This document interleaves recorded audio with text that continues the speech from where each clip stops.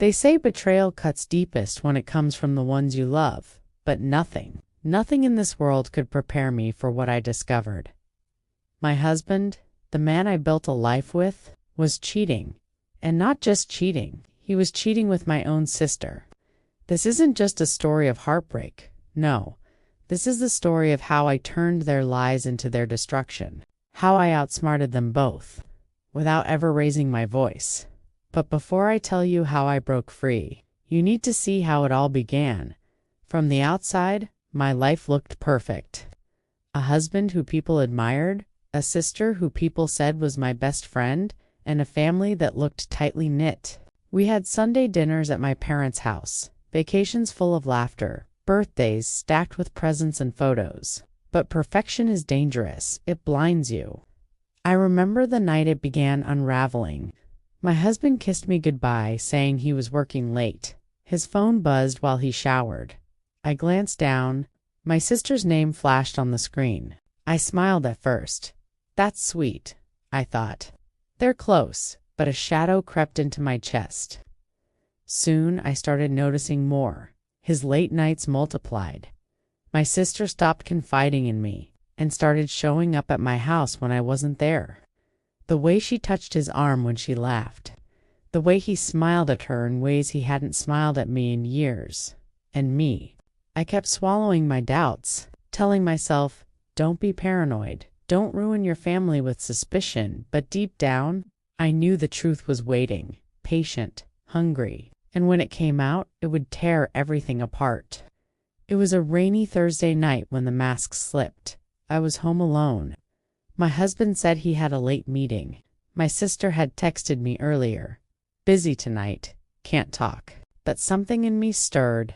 A voice that wouldn't stay quiet anymore. I drove. No destination in mind. Just following instinct. And then I saw it. His car parked outside a hotel. I remember gripping the steering wheel so tightly my hands shook. I sat there, heart pounding, until I saw them come out. Together, my sister, hair messy, cheeks flushed, my husband smiling like a teenager in love. It felt like a blade to my chest. They didn't even look around. They didn't care if they were seen, because in their minds I was blind. I was weak. I was nothing. I didn't confront them that night. I didn't scream. I didn't cry in public. I just watched, memorized every movement, every stolen glance. I wanted it carved into my memory because I knew one day I'd use it. The next morning I kissed my husband on the cheek and poured him coffee. I smiled at my sister at lunch. I acted normal, but inside I was planning. I started documenting everything. Screenshots of their texts, bank records, photos of them together, piece by piece. I built a case. And while I collected proof, I played my role. The loving wife, the trusting sister. I even let my sister borrow my jewelry. I even asked my husband how work was going. I smiled. I cooked dinner. I laughed at their jokes. But every night I whispered to myself, soon, very soon. And while they thought they were winning, I was setting the stage for their downfall. My chance came at my parents' anniversary party.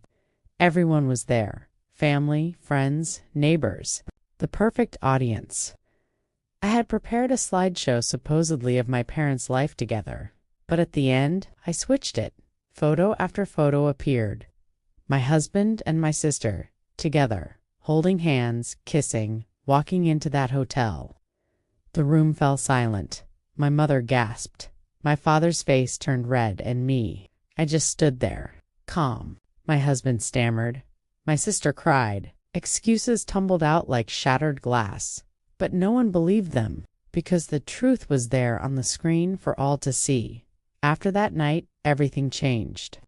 My sister moved out of the family circle, her reputation in ashes. My husband tried to beg, to plead, to explain, but I had already prepared the divorce papers. And because of the evidence I collected, I didn't just walk away. I walked away with everything. The house, the savings, my freedom. And them, they had each other, but nothing else. No trust, no family, no respect. In the end, I didn't need to scream. I didn't need to fight. I outsmarted them by letting their lies destroy themselves. They thought they played me, but I was always 10 steps ahead. And now, when people ask me if I regret it, I smile because sometimes the sweetest revenge isn't fire, it's silence. Betrayal may break you, but if you're patient, if you're clever, it can also set you free. They cheated me, but I outsmarted them both. And now, I finally live in peace.